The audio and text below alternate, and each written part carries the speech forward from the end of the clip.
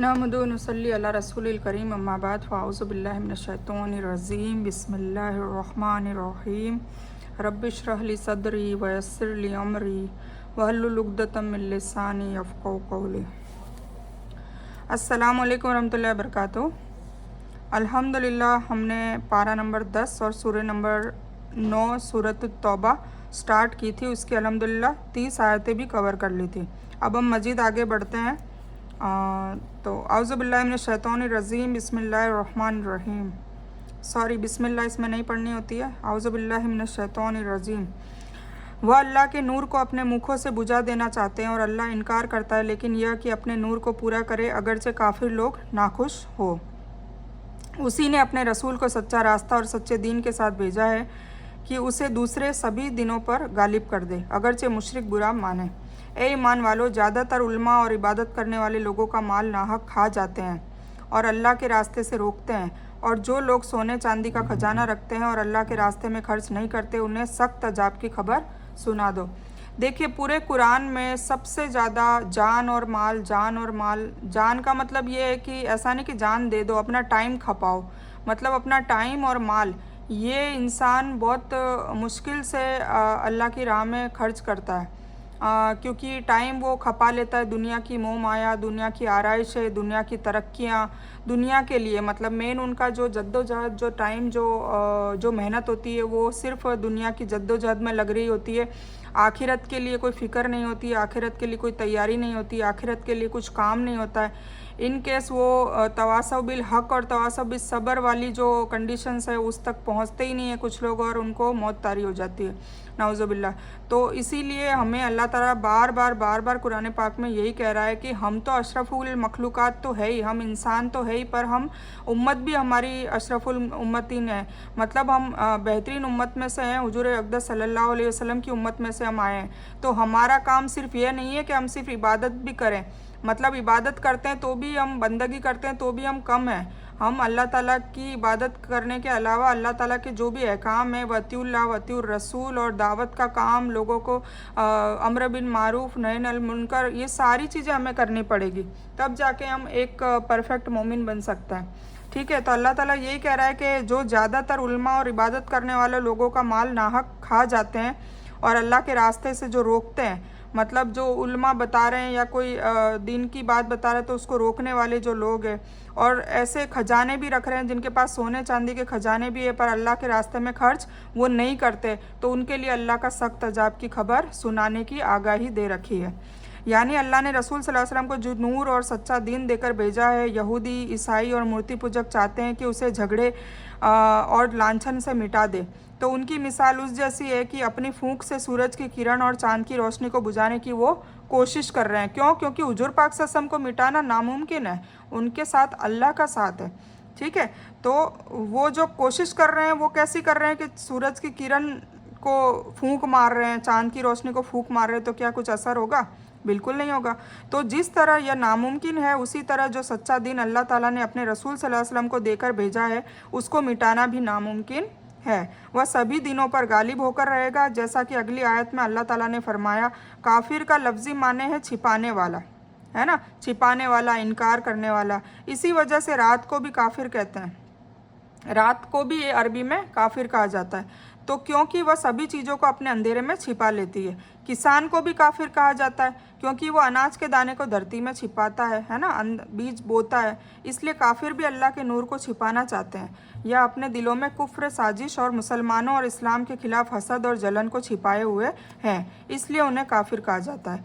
दलील और निशानी की बुनियाद पर यह गलबा हर वक्त हासिल है, लेकिन जब मुसलमानों ने दीन के हुक्म पर अमल किया तो उन्हें दुनियावी गलबा हासिल हुआ, और अब भी मुसलमान अपने दीन के एतबार से काम करने लगे तो उनका असर ज़रूर मुमकिन है।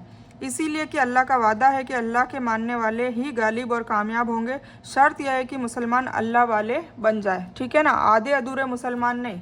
फिर कहते हैं कि हम तो कामयाबी नहीं हो रहे, अल्लाह ने वादा किया है। जब हम पुख्ता, बेहतर, मतलब एक सरेखम तस्लीम करने वाले, जो उमर रज़ियल्लाहु ताला अन्हु के टाइम वाले जो मुसलमान थे, वैसे मुसलमान, पक्के ईमान वाले, अल्लाह पे यकीन करने वाले, फिर कोशिशें भी करने वाले, फिर फतेह हासिल नहीं हो तो उस पर सब्र भी करने वाले। तो सारी क्वालिटीज़ हम में होगी तो इंशाल्लाह हम ज़रूर एक दिन कामयाब होंगे। हज़रत अब्दुल्ला बिन उमर फरमाते हैं कि यह ज़कात के हुक्म से पहले का हुक्म है कि ज़कात के हुक्म के बाद ज़कात द्वारा लोगों के माल की पाकीज़गी का जरिया बताया है। इसीलिए आलिमों का कहना है कि जिस माल से ज़कात अदा कर दी जाए वह खजाना नहीं है, और जिससे ज़कात न दी जाए वह है खजाना, जिस पर कुरान की यह तंबीह सुनाई दी है कि सख्त अजाब की खबर सुना दो। और फ़ी किताबिल्लाह से मुराद लोहे महफूज है, मतलब सुरक्षित पुस्तक है जो ऊपर रखी हुई है आसमानों में, यानी उन महीनों का उसी नंबर में होना जो अल्लाह ने रखा है, जिनमें 4 हुर्मत वाले हैं। यही हिसाब सही और गिनती की पूरी है। जिस दिन उस खजाने को जहन्नम की आग में तपाया जाएगा, फिर उससे उनके माथे और पहलू और पीठें दागी जाएगी। ये कौन से खजाने की बात कर रहे हैं? जिस पैसों से ज़कात अदायगी नहीं की गई है या उसमें कोई चोरी करी गई है, तो फिर वो वहाँ जहन्नम में वो खुद ही अजाब बनेगा। मतलब वो जो खजाना है, सोना चांदी, उन सबको तपिश में उनको आग में जलाया जाएगा और उन्हीं से फिर हमारे पहलू पीठे नाउजुबिल्ला दागी जाएगी। और कहा जाएगा कि यह है जिसने तुम्हारे लिए तुमने अपने लिए खजाना बना कर रखा था, तो अपने खजानों का अब तुम मज़ा चखो। महीनों की गिनती अल्लाह के नज़दीक अल्लाह की किताब में 12 की है, उसी दिन से जब से आकाश और धरती को उसने पैदा किया है। उनमें से 4 तो उर्मत वाले हैं, इज्जत के हैं। यही पाक दिन है। तुम इन महीनों में अपनी जानों पर जुल्म न करो और तुम सभी मुशरिकों से जिहाद करो जैसा कि वे तुम सभी से लड़ते हैं, और जान रखो कि अल्लाह ताला परहेजगारों के साथ है। महीनों का आगे पीछे कर देना कुफ्र को ज़्यादा करना है, उससे वह गुमराह किए जाते हैं। पीछे करने का मतलब यह है कि अरबों में भी हुर्मत वाले महीनों में लूट मार, खून खराबा और लड़ाई को अच्छा नहीं समझा जाता था। मतलब हुर्मत वाले दिनों में सारी चीज़ों से परहेज करने का कहा जाता था, शिकार करने को मना करा जाता था। परंतु लगातार महीनों की हुर्मत करना, खून खराबा से रुके रहना उनके लिए कठिन था। इसलिए उसका उन्होंने यह निकाल रखा था कि जिसे हुर्मत वाले महीने में खून खराबा करना चाहते वो कर लेते, और यह ऐलान कर देते कि हुर्मत वाले महीने के बदले फला महीना हुर्मत वाला होगा। जैसे मुहर्रम के महीने की हुर्मत ख़त्म करके सफ़र के महीने का हुर्मत वाला ऐलान कर देते। इस तरह हुर्मत वाले महीनों में बदलाव और हेर फेर का ज़्यादा कर लिया करते थे। इसको नसी कहा जाता था। अल्लाह ताला ने उसके बारे में फरमाया कि ये कुफ्र का ज़्यादा करना है, क्योंकि इसका अदल बदल से मकसद लड़ाई झगड़ा, खून खराबा और दुनियावी फ़ायदे के अलावा और कुछ भी नहीं है। फिर जो काफिर हैं 1 साल को हलाल कर लेते हैं और 1 साल को हराम बना देते हैं। अल्लाह ने जो हराम रखा है उसकी गिनती में तो बराबरी कर ले, फिर जिसे हराम किया है उसे हलाल बना ले। उनके बुरे काम उन्हें अच्छे दिखाई दिए गए हैं और अल्लाह काफिरों को हिदायत नहीं देता। मतलब अल्लाह ने जो अहकामात बनाए हैं जो हुर्मत वाले महीने में, उससे उल्टा फुल्टा वो लोग कर रहे हैं, तो ये कुफ्र है ना। अल्लाह की आयतों का इनकार करना ही कुफ्र कहा जाता है। ए ईमान वालों, तुम्हें क्या हो गया है कि जब तुमसे कहा जाता है कि चलो अल्लाह के रास्ते में हिजरत करो तो तुम धरती पकड़ लेते हो? क्या तुम आखिरत के बदले दुनिया की ज़िंदगी पर ही रिझ गए हो? सुनो, दुनिया की ज़िंदगी आखिरत के मुकाबले में बहुत छोटी है। हकीकत मुख्तसर है, हमारी जो उम्मत है, हुजूर पाक सल्लल्लाहु अलैहि वसल्लम की उम्मत है, उनकी उम्मत के लोगों में तो 60 से लेके 100 तक ख़त्म है, इंतकाल ही हो जाता है। तो इतनी सी उम्र के लिए, इतनी सी दुनियावी उम्र के लिए हम आखिरत की जो लातादाद, उसमें तो मौत भी नहीं है और उसकी उम्र ख़त्म ही नहीं होगी। वो तो मतलब उसमें मौत ही नहीं है ना, ये सोचें आप, इन्फिनिटिव। तो उस उम्र के लिए, उस ज़िंदगी के लिए हम इस ज़िंदगी में ऐसे काम करके क्यों उस ज़िंदगी को हलाक कर लें, आखिरत की ज़िंदगी को हलाक कर लें, उसको बेकार कर लें, है ना। तो अल्लाह ताला कह रहा है कि तुम क्या दुनिया में ही इतने मनमौजी हो गए हो, इतने रिझ गए हो कि तुम्हें कोई ध्यान ही नहीं है कि तुम्हें मरने के बाद मेरे पास आना है, हिसाब किताब देना है, आखिरत में तुम्हें रिजल्ट भी मिलना है। तो तुम उसकी तैयारी करके भी आ रहे हो या नहीं आ रहे हो? तो ये सारी चीज़ें अल्लाह ताला याद दिला रहा है। अगर तुमने हिजरत ना की तो अल्लाह ताला तुम्हें दुखदाई सज़ा देगा और तुम्हारे सिवाय दूसरे लोगों को बदल लाएगा। ये उस वक्त की बात है जब हुजूर पाक सल्लल्लाहु हिजरत करके मदीना में गए थे, तो और लोगों को भी, सारे लोगों को कहा था जो मुसलमान हुए थे कि तुम भी हिजरत करो, तुम भी ये छोड़ दो। अब उसमें कुछ लोग ये हो रहे थे कि अपने बाल बच्चों को नहीं छोड़ पा रहे थे, कुछ लोग अपने दौलत को, अपने मकानों को, अपने ज़मीनों को, अपने बाप दादाओं की पुश्त को, वो सब छोड़ना नहीं चाह रहे थे। मुसलमान थे पर वो मतलब उनका दिल नहीं हो रहा था। तो उनके लिए अल्लाह ताला ने ये बताया कि भाई तुम हिजरत करो, हिजरत नहीं की तो अल्लाह तुम्हें दुखदाई सज़ा देगा, तुम्हारे सिवाय दूसरे लोगों को बदल लाएगा, मतलब दूसरी कौम को ले आएगा, और तुम अल्लाह ताला को कोई नुकसान नहीं पहुँचा सकते, और अल्लाह हर चीज़ पर कादिर है। अगर तुम उस रसूल सल्लल्लाहु अलैहि वसल्लम की मदद न करो, मतलब हुजूर पाक सल्लल्लाहु अलैहि वसल्लम के साथ ही जाने के लिए कहा है ना वहाँ पे मदीना में, तो उसकी मदद की उस वक्त जब काफिरों ने उसे देश से निकाल दिया था, दो में से दूसरा, जबकि वह दोनों गुफा में थे, है ना। मतलब कौन? हुजूर पाक सल्लल्लाहु अलैहि वसल्लम और अबू बकर सिद्दीक रज़ियल्लाहु तआला अन्हु। यह अपने साथी से कह रहे थे कि फिक्र न करो, अल्लाह हमारे साथ है। तब अल्लाह ही ने अपनी तरफ से सुकून उतारकर उन सेनाओं से उसकी मदद की जिन्हें तुमने देखा भी नहीं। उसने काफिरों की बात नीची कर दी और बड़ा और बेहतर तो अल्लाह का ही कौल है। अल्लाह ताला गालिब और हिकमत वाला है। मतलब ये जब जा रहे थे तब सारे गारे सौर जो है वहाँ पर ये लोग दोनों छुपे थे और वहाँ पे मकड़ी ने जाला बना दिया, कबूतर ने घोंसला रख दिया। तो उनको ऐसा हुआ कि इस गुफा में तो बरसों से कोई आया गया नहीं है, तभी जाके ये मकड़ी का झाला वगैरह ये है। तो फिर उन्होंने अंदर ताका जाके नहीं करो, इस तरीके से अल्लाह ताला ने दोनों को बचा लिया। फिर निकल खड़े हो जाओ, हल्के फुल्के हो तो भी और भारी भरकम हो तो भी, और अल्लाह के रास्ते में अपने तन मन धन से जिहाद करो, यही तुम्हारे लिए अच्छा है अगर तुम में इल्म हो। अगर जल्दी हासिल होने वाली धन सामग्री होती और हल्का सा सफ़र होता तो ये ज़रूर आपके पीछे हो लेते, लेकिन उन पर तो दूरी की दूरी तकलीफ़ पड़ गई है। अब तो ये अल्लाह की कसम खाएंगे कि अगर हम में ताकत और कुव्वत होती तो हम ज़रूर आपके साथ निकलते। ये अपनी जानों को खुद ही तबाही की ओर डाल रहे हैं, इनके झूठे होने का सच्चा इल्म अल्लाह को है ना। तो रोम के ईसाई राजा हरकुलिस के बारे में यह खबर मिली कि वो मुसलमानों के खिलाफ जंग की तैयारी कर रहा है, इसलिए नबी सल्लल्लाहु अलैहि वसल्लम ने इसके लिए भी तैयारी का हुक्म दे दिया। यह शव्वाल 9 हिजरी का वाक़या है। सख्त गर्मी थी, लंबा सफ़र था। कुछ मुसलमानों और मुशरिकों को यह हुक्म भारी लगा जिसका बयान इस आयत में किया गया है, और उन्हें बाखबर और होशियार किया गया। यह तबुक की जंग कहलाती है जो हकीकत में नहीं हुई। 20 दिन मुसलमान सीरिया के करीब तबुक के मुकाम पर इंतजार करके वापस आ गए। इसको कठिनाइयों की जंग कहा जाता है क्योंकि इस लंबे सफ़र में इस सेना को ज़्यादा कठिनाइयों का सामना करना पड़ा था। इस कलम यानी सुस्ती करने और पीछे रहना चाहते हो, इसका प्रदर्शन कुछ लोगों की तरफ से हुआ था, लेकिन इसको मुखातब सभी से कर दिया गया।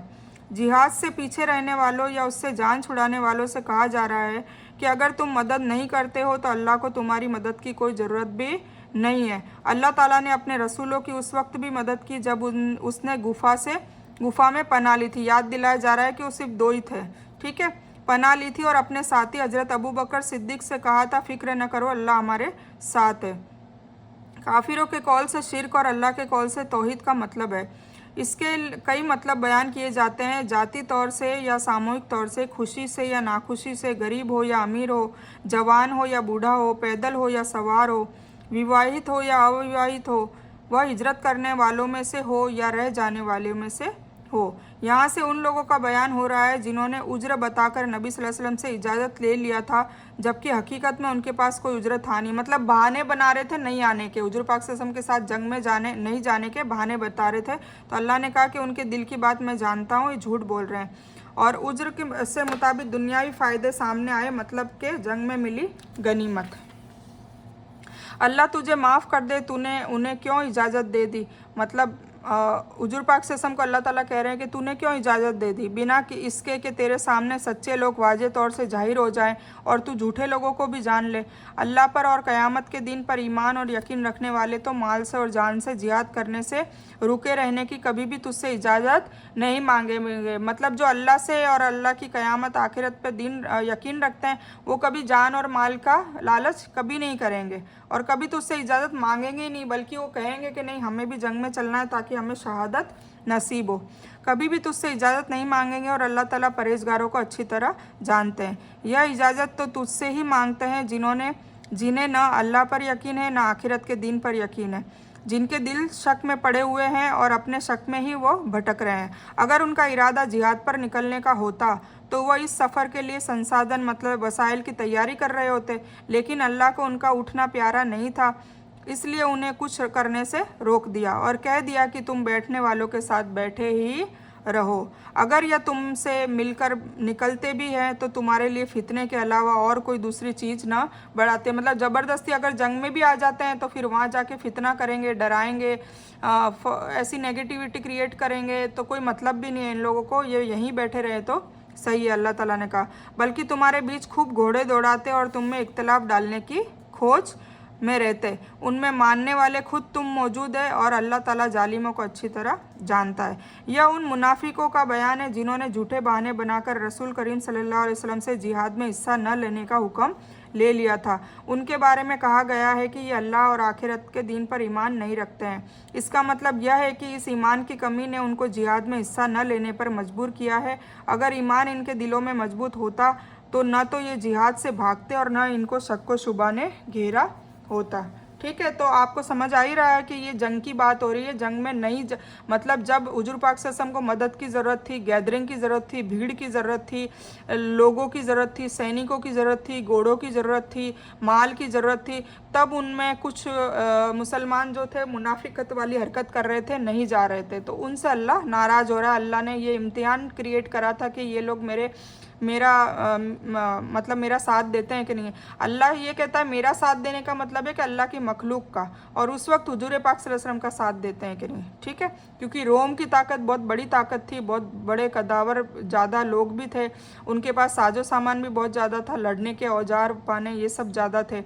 तो इधर लोगों की मदद बहुत ज़रूरी थी उस वक्त शुरुआत के दिनों में। तो ये तो इससे पहले भी इख्तलाफ पैदा करने की खोज में रहे हैं और तेरे लिए कामों को उलट पुलट करते रहे हैं, यहाँ तक कि हक आ पहुँचा और अल्लाह का हुक्म गालिब हो गया, इसके बावजूद कि वे नाखुशी में ही रहे। उनमें से कोई तो कहता है कि मुझे हुक्म दे दीजिए, मुझे परेशानी में न डालिए, बाखबर रहो कि वह तो फितने में पड़ चुके हैं और बेशक नरक काफिरों को घेर लेने वाली है। आपको अगर कोई भलाई हासिल हो जाए तो उन्हें बुरा लगता है, और कोई बुराई पहुंच जाती है तो कहते हैं हमने तो अपनी बात पहले से ही ठीक कर ली थी, फिर तो बड़े इतराते हुए लौटते हैं, है ना। तो मतलब वो मुनाफिक का मतलब ही ये है कि वो दिल से कुछ और ऊपर से कुछ है। तो मुझे फितने में ना डालिए, इसका मतलब यह होगा कि आप मुझे इजाज़त नहीं देंगे तो मुझे बिना इजाज़त रुकने पर ज़्यादा गुनाह होगा। इस बिना पर फितना गुनाह के मतलब में होगा, यानी मुझे गुनाह में न डालिए। मतलब ज़बरदस्ती अल्लाह ताला के रसूल से इजाज़त मांग रहे हैं कि हमें इजाज़त दे दीजिए कि आप यहीं ठहरो, मतलब जंग में न चलो। तो ये बात है। तो दूसरा मतलब फितने का तबाही है, यानी मुझे साथ लेकर तबाही में ना डालिए। मतलब साथ भी ले जाएंगे तो हम तबाह हो जाएंगे, मतलब मर जाएंगे। कहा जाता है कि जिद बिन कैस ने निवेदन किया था कि मुझे साथ न ले जाएं। अब नाम भी दे दिया है। रोम की औरतों को देखकर मैं सब्र न रख सकूंगा। इस पर नबी सल्लल्लाहु अलैहि वसल्लम ने मुंह फेर लिया और इजाज़त दे दी। मतलब कितनी गंदी बात कही उन्होंने। उसके बाद आयत उतरी, अल्लाह ताला ने फरमाया फितने में तो वह पड़ चुके हैं, यानी जिहाद में पीछे रहना और उससे जान चुराना खुद एक फितना और बहुत बड़ा गुनाह है। मतलब अल्लाह ने जब जिहाद का कानून निकाल दिया, उसका हुक्म दे दिया कि सब पे फ़र्ज है, तो जो तुम ये चीज़ नहीं कर रहे हो तो वैसे भी गुनाह है। तो तुम तो फितने में पहले ही ऑलरेडी पड़ चुके हो, ये तुम क्यों नहीं समझते। ये अल्लाह ताला समझा रहे हैं, जिसमें ये शामिल है कि मरने के बाद नरक की आग उनको घेर लेने वाली है, जिससे भागने का फिर कोई रास्ता उनके लिए न होगा। आगे पीछे के कलाम की बिना पर से यहाँ कामयाबी और फ़ायदे से नाकामी, हार और इसी तरह का नुकसान जो लड़ाई में होता है मुराद है। इसमें उनके अंदरूनी बुराइयों का प्रदर्शन है जो मुनाफिकों के दिलों में था, इसलिए कि दुख पर खुश होना और भलाई हासिल होने पर दुख और तकलीफ़ का एहसास करना यह दुश्मन के सबबों को जाहिर करता है ना। मतलब आपका साथी आपके दुख में खुश हो जाए, आपका दोस्त, और आपके सुख में वो गमगीन हो रहा है, तो वो फिर दोस्त कहाँ से है? वो दोस्त है ही नहीं, वो तो दुश्मन है। ठीक है, आप कह दीजिए कि हमें सिवाय अल्लाह के हमारे हक में लिखे हुए कि कोई चीज़ पहुंच ही नहीं सकती, वह हमारा मालिक है। और आप कह दीजिए ईमान वालों को अल्लाह ही पर पूरा भरोसा करना चाहिए। कह दीजिए कि तुम हमारे बारे में जिसमें इंतज़ार में हो वह दो भलाइयों में से एक है। हम तुम्हारे हक में इस बात के इंतज़ार में हैं कि या तो अल्लाह ताला तुम्हें अपने पास से कोई सज़ा दे दे, या हमारे हाथों से बस एक तरफ तुम इंतज़ार करो, दूसरी तरफ हम तुम्हारे साथ इंतज़ार कर रहे हैं। हुजूर पाक सल्लल्लाहु अलैहि वसल्लम को ऑर्डर दिया जा रहा है, अल्लाह ताला कह रहे हैं कि उनको साफ साफ कह दो, कह दीजिए कि तुम खुशी या नाखुशी किसी तरह भी खर्च करो, कबूल तो कभी नहीं किया जाएगा। बेशक तुम फासिक लोग हो, झूठे लोग हो। कोई सबब उनके खर्च को कबूल न होने का इसके सिवाय नहीं है कि अल्लाह और उसके रसूल के नाफरमान है ना। ये हमें भी सबक लेना चाहिए कि अगर हम अल्लाह और अल्लाह के रसूल सल्लल्लाहु अलैहि वसल्लम के नाफरमानी करते हैं, उनकी बातों को, उनके बताए हुए दीन पे नहीं चलते हैं, तो हम फिर चाहे कितनी ज़कातें दें, कितनी नमाज़ें पढ़ें, कितनी हम तौहीद परस्ती करें, हम कुछ भी करें, अल्लाह उसको मानेगा ही नहीं, क्योंकि ये मुनाफिकत है, नाउज़ुबिल्लाह। है ना। तो सबसे पहला तो हक ही ये है कि वतीउल्लाह वती रसूल, कुरान बार बार कह रहा है कि अल्लाह और अल्लाह के रसूल के पहले अहकाम समझो, उसको मानो। हम कुछ ऐसी बातें तो नहीं, हम दीन में इजाफा तो हमने नहीं कर दिया है जो दीन हुजूर पाक सल्लल्लाहु अलैहि वसल्लम ने हमें बताया ही नहीं है, तो वो सब के लिए इल्म हासिल करना पड़ेगा ना सबसे पहले, तो ये वाली बात है। तो कई बार क्या होता है कि इंसान अपने बुढ़ापे तक पहुंच जाता है और ऐसा दीन वो अप्लाई कर रहा होता है, ऐसे दीन पर चल रहा होता है जो हकीकत में दीन ही नहीं होता है। फिर बुढ़ापे में आकर उसको समझ आती है या कहीं से उसको नॉलेज मिलता है तो फिर वो अफसोस करता रहता है कि हाय मेरी किस्मत कि मुझे सच्चा दीन अब जानने को मिला है। तो इसीलिए कहा जा रहा है कि भाई ये जो कुरान है उसको जल्द से जल्द उसको समझने की कोशिश करें और इस पर अमल करें, ठीक है, क्योंकि ये एक वाहिद किताब है। हम अपनी पूरी ज़िंदगियाँ दुनिया की जो डिग्रियां हैं, तमाम डिग्रियां हैं, छोटी मोटी कैसी भी डिग्रियां हैं, उनके लिए कम से कम 50 60 100 150 ज़रूरतमंद हस्बे ज़रूरत हम पढ़ाई करते हैं, इतनी किताबों को पढ़ते हैं, रटते हैं, याद कर लेते हैं। तो हम जब जन्नत हमें चाहिए आखिरत में जो हमारी मौत भी नहीं आएगी, ऐसी लातादाद लामहदूद जो ज़िंदगी वाली जो हमारी लाइफस्टाइल जो हम जिएंगे आखिरत में, उसके लिए जन्नत मिलने के लिए उसके लिए हम एक किताब भी नहीं पढ़ सकते पूरी ज़िंदगी में, जबकि हम हज़ारों किताब पढ़ने के आदी हैं, हमें प्रैक्टिस है। तो फिर एक किताब क्यों नहीं पढ़ सकते? क्यों? क्योंकि हमें यकीन नहीं है, नाउज़ुबिल्लाह, हमें अल्लाह पे यकीन नहीं है, हमें आखिरत पे यकीन है, भले कितने ही दावे करते रहो, क्योंकि जब तक यकीन होगा, जब तक ईमान पुख्ता होगा, तब फिर जाके ये कलामुल्लाह अल्लाह की किताब से प्यार होगा, मोहब्बत होगी, और फिर इसको पढ़ पढ़ के हम हिदायतें मांगेंगे, फिर अल्लाह ताला हिदायत देगा, सच्चे रास्ते पर लाएगा, फिर दिलों और दिमाग के तार खुलेंगे कि हकीकत में दीन तो ये है और हम किसी और दीन पर चल रहे थे। नाउज़ुबिल्लाह। अल्लाह ताला हम सबको सच्ची हिदायत, पक्की तौफीक और हिकमत वाली ज़िंदगी अता करे। आमीन सुम्मा आमीन या रब्बल आलमीन।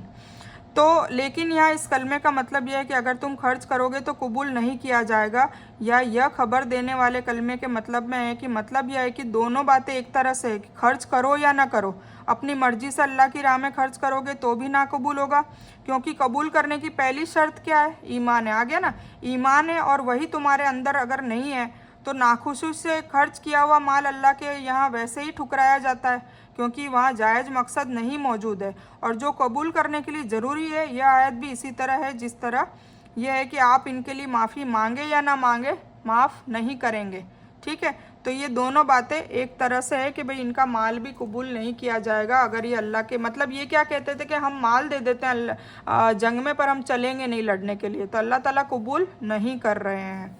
इसीलिए आपको उनके माल और औलाद ताज्जुब में न डाल दें। अल्लाह यही चाहता है कि उन्हें दुनिया की ज़िंदगी में ही सजा दें और उन्हें कुफ्र की ही हालत में उनकी जान निकल जाए, नाउज़ुबिल्लाह। और ये अल्लाह की कसम खा खा कर कहते हैं कि तुम्हारे गुट के लोग अगरचे कि वे हकीकत में तुम्हारे नहीं है, बात केवल इतनी है कि ये बुज़दिल लोग हैं, मतलब डरते हैं, जंग में जाने से डरते हैं कि कहीं हम मर न जाए। तो ये तो अच्छी बात है, अगर मारे गए तो शहीद हो गए तो आखिरत वाली ज़िंदगी में तो हमेशा के लिए फिर उसमें बहुत फ़ायदा है। शहीद की मौत मरना हर किसी के नसीब में वैसे भी नहीं होता है। अगर ये कोई महफूज मकाम या कोई गुफा या कोई भी सिर छुपाने की जगह पालें तो अभी उस तरफ लगाम तोड़ कर भी उल्टे भाग छूटेंगे। उनमें वे भी हैं जो सदक़े के माल के बंटवारे के बारे में आप पर इल्ज़ाम रखते हैं, अगर उसमें से उनको मिल जाए तो खुश भी हो जाते हैं, अगर उसमें से न मिले तो फ़ौरन ही बिगड़ खड़े होते हैं। मतलब जंग के बाद जो माले गनीमत मिलता है उसमें भी फिर कुछ लोग ऐसे हैं कि जंग में लड़ने के बाद तो उनके लिए भी यही हुक्म अल्लाह ताला ने दिया है। मतलब अल्लाह ताला नियतें देख रहा है। अगर ये लोग अल्लाह के और अल्लाह के रसूल के दिए हुए पर खुश रहते हैं, मतलब जो भी उन्होंने दे दिया उस पर खुश रहते हैं और कह देते हैं कि अल्लाह हमें काफ़ी है, अल्लाह हमें अपने फजल से देगा और उसका रसूल भी, तो हम तो अल्लाह ही से उम्मीद रखने वाले हैं। सदका केवल फ़कीरों के लिए होता है और गरीबों के लिए और उनके काम करने वालों के लिए और उनके लिए जिन के दिल परचाए जा रहे हों और ग़ुलाम आज़ाद करने और कर्जदार लोगों के लिए और अल्लाह की राह में और मुसाफिरों के लिए फ़र्ज है अल्लाह की तरफ से, और अल्लाह इल्म वाला और हिकमत वाला है। देखिए ये बता दिया गया है सदका किस किस को दिया जा सकता है, ठीक है। सदका केवल फ़कीरों के लिए है और गरीबों के लिए है और उनके काम करने वालों के लिए, है ना। उनके लिए जिनके दिल परचाए जा रहे हैं, और गुलाम आज़ाद करने, और कर्जदार लोगों के लिए, और अल्लाह की राह में और मुसाफिरों के लिए फ़र्ज है, और अल्लाह की तरफ से, और अल्लाह इल्म वाला और हिकमत वाला है। तो ये बात बताई गई है। इमाम इब्ने कसीर और इमाम इब्ने जरीर तबरी से इससे ज़कात और अल्लाह की राह में सदका करना मुराद निकाला है, यानी इन मुनाफिकों से ज़कात और सदका तो दुनिया में कबूल किया जाए ताकि इस तरह से उन्हें दुनिया में धन की मार भी दी जाए। आखिर में उनकी मौत कुफ्र की हालत में होगी, इसलिए कि वे अल्लाह के पैगंबर को सच्चे दिल से कबूल करने को तैयार ही नहीं थे और अपने कुफ्र और मुनाफिकत पर ही कायम और मजबूत हैं। इन 8 लोगों पर खर्च करने का मुख्तसर बयान इस तरह है। देखिए ये आ गया है। भिखारी और गरीब लगभग करीब ही करीब है, मतलब गरीब और भिखारी, चाहे भीख मांगता हो या ना मांगता हो और उसकी हालत गरीब जैसी हो, उसकी ज़रूरतें भी पूरी ना होती हो, वो है गरीब, ठीक है। और एक माने दूसरे से मिलता जुलता है, यानी गरीब को भिखारी और भिखारी को गरीब कह ही लिया जाता है। फिर काम करने वालों से मुराद है सरकारी कर्मचारी है जो ज़कात व सदक़े की राशि वसूल करते हैं और बांटते हैं, मतलब एनजीओस में जो चलाते हैं और जो ज़कात को उगराते हैं पूरा, मतलब चारों तरफ से फिर लोगों को बांटते हैं, यही उनका काम है। तो वो लोग भी अपनी सैलरी जो है उसी में से लेंगे ना, और उसका लेखा जोखा रखते हैं, मतलब तो वो उन लोगों पे भी लागू होती है। फिर मुअल्लफ़ा कुलूब, एक तो वह काफिर है जो थोड़ा थोड़ा इस्लाम की तरफ आकर्षित होता हो और उनकी मदद करने पर यह उम्मीद हो कि वह मुसलमान हो जाएंगे, तो ऐसे लोगों पर भी जायज़ है। फिर दूसरे नए मुसलमान, जो नए नए मुसलमान बन जाते हैं, जिनको इस्लाम पर मजबूती से कायम रखने के लिए उनको मदद की ज़रूरत होती है, क्योंकि जो उनके जो घर वाले वो तो उनको वसीयत से वो बेदखल कर देते हैं, उनको घर से निकाल देते हैं, बहुत उन पर मुसीबतें आ जाती है। तब हमारा जिम्मा बनता है कि हम उनको एक नौकरी अप्लाई करके दें और उनकी ज़रूरतों का पूरा ध्यान रखें और उनको उनका सेटलमेंट, मतलब उनको एडजस्ट करवाएं हमारे बिरादरी में, हमारे कल्चर में। तो उन लोगों को भी ये ज़कात और सदका दिया जा सकता है। तो तीसरे वे लोग भी हैं जिनकी मदद करने से यह उम्मीद हो कि वह अपने इलाके के लोगों को मुसलमानों पर हमला करने से रोकेंगे और इस तरह वह करीबी कमज़ोर मुसलमानों की हिफाजत करेंगे। यह और इस तरह की दूसरी हालतें दिल खींचने करने की है जिन पर ज़कात की राशि खर्च की जा सकती है, चाहे बयान किए लोग धनवान ही हो। कुछ लोगों के अनुसार यह इस्तेमाल ख़त्म हो गया है, लेकिन यह बात ठीक नहीं है। हालात और वक्त के अनुसार हर ज़माने में इस मुद्दे पर ज़कात की राशि खर्च करना जायज़ है। फिर गर्दनें आज़ाद कराने के लिए, पहले तो ये हुआ करता था कि गुलाम हुआ करते थे, तो वो गुलाम ऐसे होते थे कि उनकी जीना मरना खाना पीना सब उसके मालिक के हिसाब से चलता था, तो उनको आज़ाद कराना भी एक सवाब का काम था। आजकल वो तो गुलामी रही नहीं है, तो वो उन लोगों को भी देना जायज़ है। और फिर जो कर्ज, आजकल वो गुलाम अपने यहाँ कर्जदार हो गए हैं। जो कर्जदार से, एक तो वह कर्जदार मुराद है जो अपनी परिवार को ज़िंदगी गुजारने और ज़िंदगी की ज़रूरत को पूरा करते करते दूसरे लोगों के कर्ज से दब गए हों, तो उन लोगों को भी, उनके पास नगद राशि भी नहीं है और ऐसा सामान भी नहीं है जिससे बेचकर वो कर्ज को चुका सकें। दूसरे वे जिम्मेदार लोग हैं जिन्होंने किसी दूसरों की जमानत दी और फिर वह उसकी अदायगी के जिम्मेदार बना दिए गए हों, या इन सभी लोगों को ज़कात की राशि से मदद करना जायज़ है। अल्लाह की राह से मुराद जिहाद है, यानी लड़ाई का सामान और ज़रूरत हो, और मुजाहिद चाहे वह मालदार ही हो पर ज़कात की राशि खर्च करने जायज़ है। ठीक है ना, ये देखो इतने लोगों को दी जा सकती है, पूरा अच्छे से तफसील से बताया जा चुका है।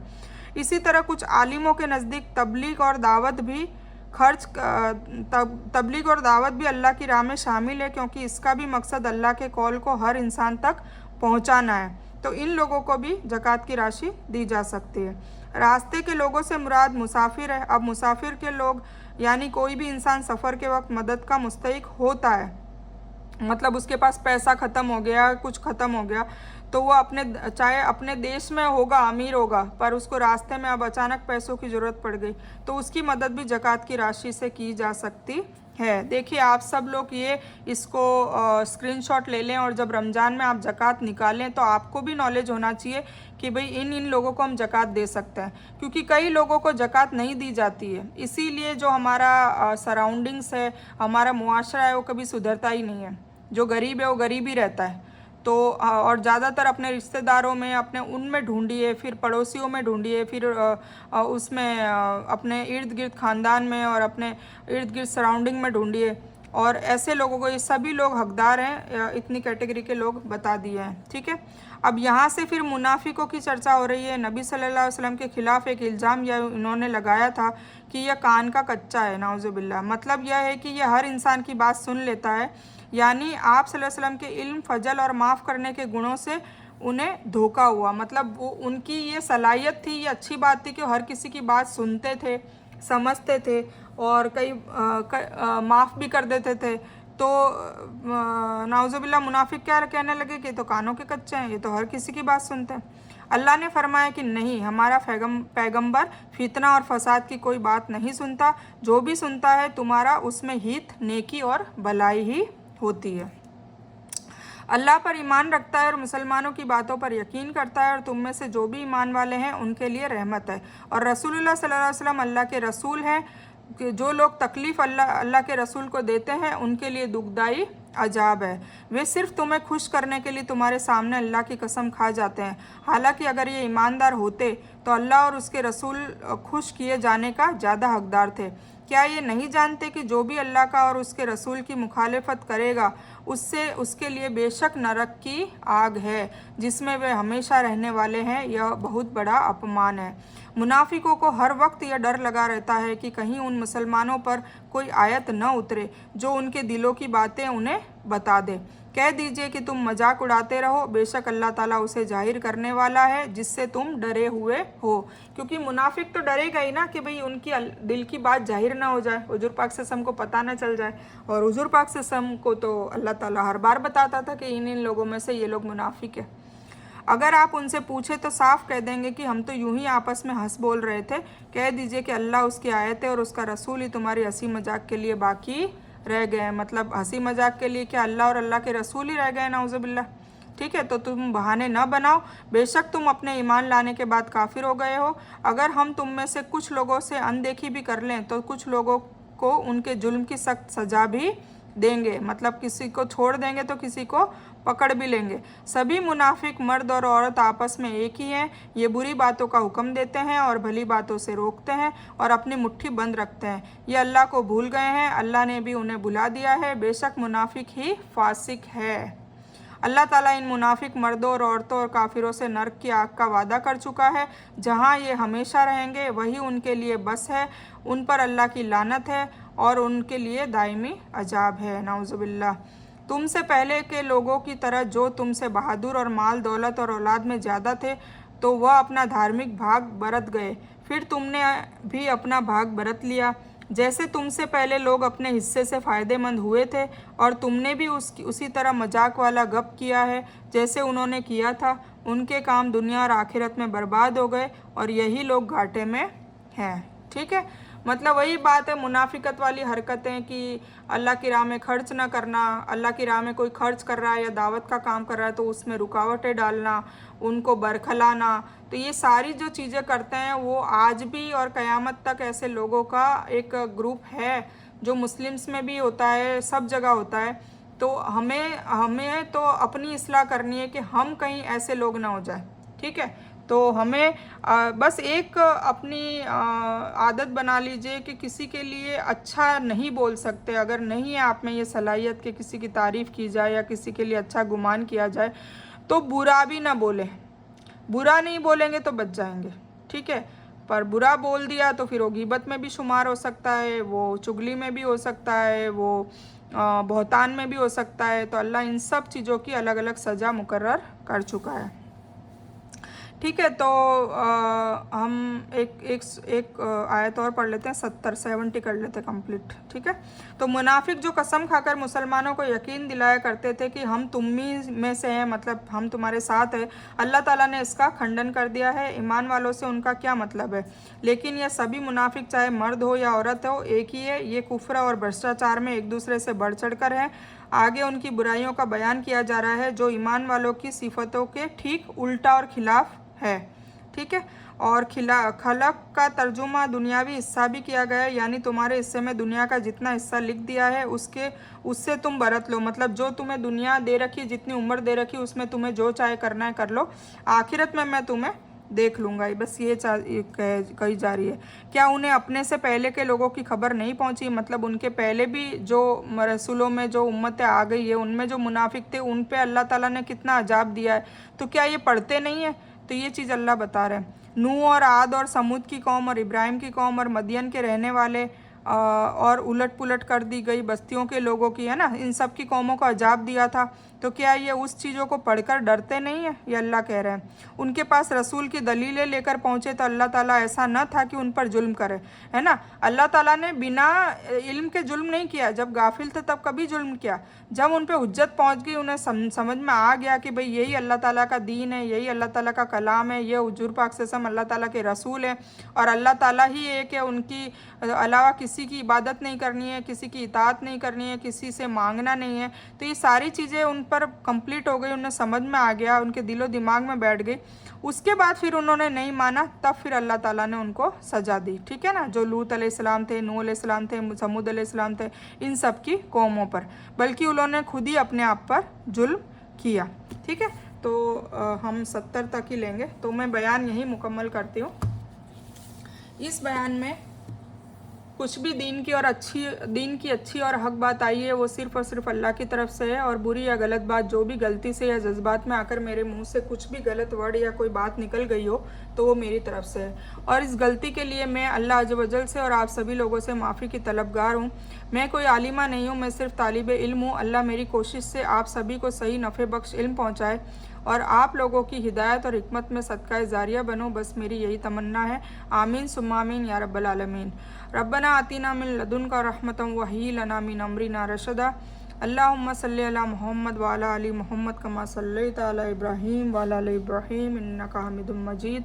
अल्लाहुम्मा बारिक अला मुहम्मद व अला आलि मुहम्मद कमा बारकता अला इब्राहीम व अला आलि इब्राहीम इन्नका हमीदुम मजीद। व आखिरु दावाना अनिल हम्दुलिल्लाहि रब्बिल आलमीन।